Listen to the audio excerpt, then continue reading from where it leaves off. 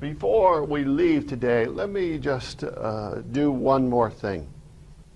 Let me just make sure you know how to do multiplication when one of the matrices is a vector. In fact, let's let both of the matrices be vectors. Suppose you wanted to, suppose you have this vector, v1. Now, vectors, Ben, are generally lowercase letters in Chang.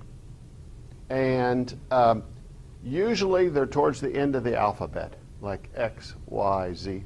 But they're usually lowercase letters. So let's let v1 be, a 3 by 1 vector.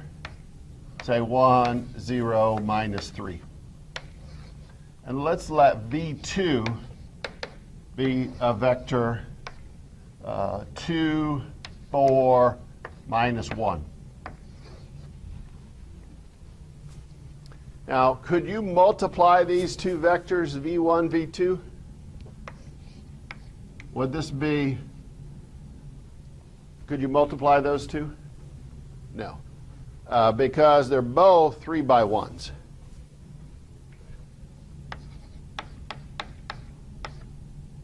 So they're not really conformable for matrix multiplication. However, if you took that second one and converted it into a row vector, then you could. And actually, there's a special name for this. If you just put a prime here, then that denotes a row vector instead of a column vector. So v2 prime would just be 2, 4, minus 1.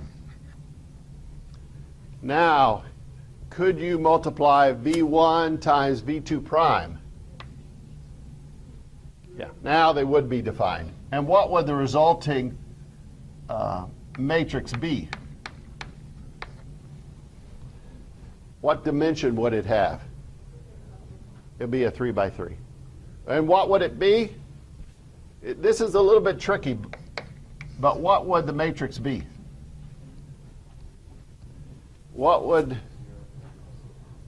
the first element be?